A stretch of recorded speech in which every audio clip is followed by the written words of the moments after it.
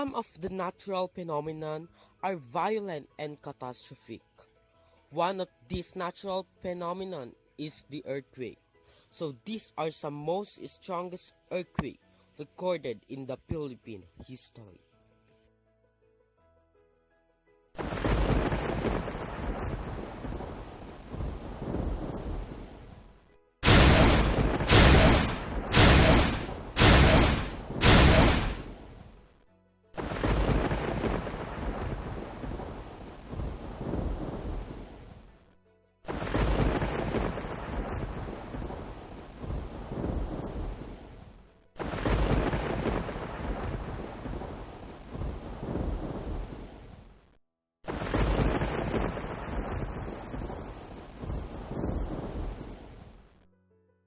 How does the earthquake occur?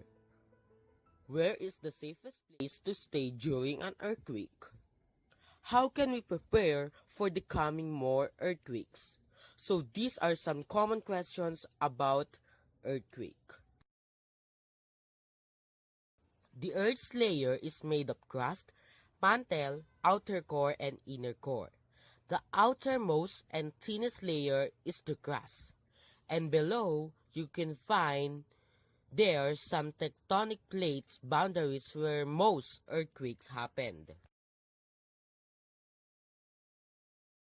An earthquake is the shaking of the ground produced by the sudden movement of rock materials below the Earth's surface. There are two types of earthquake, the tectonic and volcanic earthquake.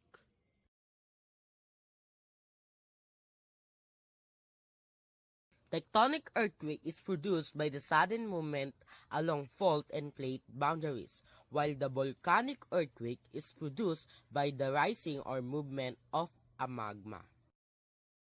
Earthquake regenerates in the focus or hypocenter, the point inside the earth where the earthquake begins, while the epicenter, a point, is directly above the focus. Most often damages near the epicenter. Magnitude is the energy released by an earthquake.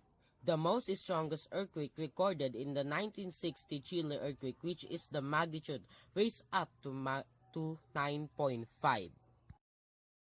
An earthquake is recorded by the instrument called seismograph. Intensity is the strength of the earthquake. It depends on what people felt and how it affects the environment and some infrastructures surrounding it.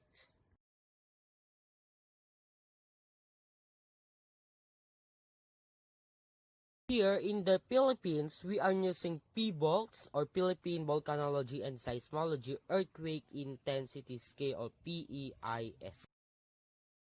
In our country, Philippines, we recorded 20 earthquakes above, and some of this is not felt and it's only detected by a seismograph.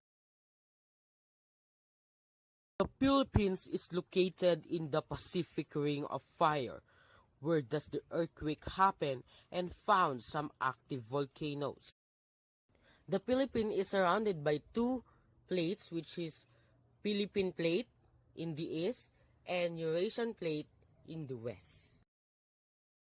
Earthquake in Philippines is always happen because of some active faults and trenches, like Philippine Trench, which is from 1,300 kilometers, East Luzon Trough, Manila Trench, Negros Trench, Sulu Trench, and Cotabato Trench.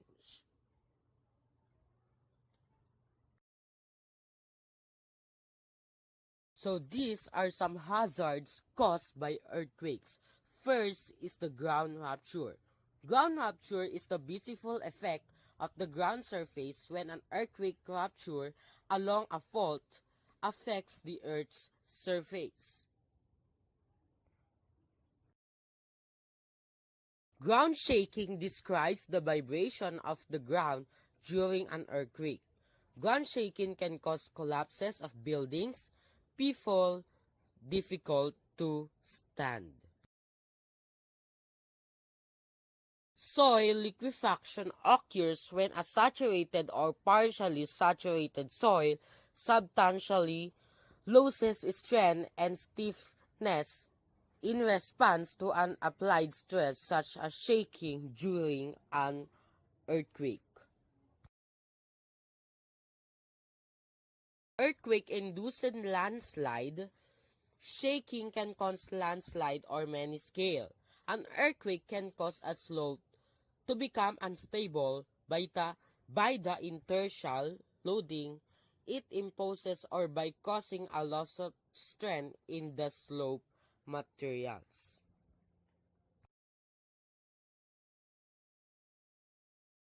Tsunami. When an earthquake happens under the sea which may cause a water level rise up and make a big wave which destructible to all communities approaching this natural phenomenon.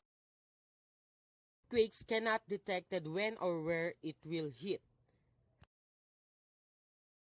So you must know what is going to do before, during, and after an earthquake.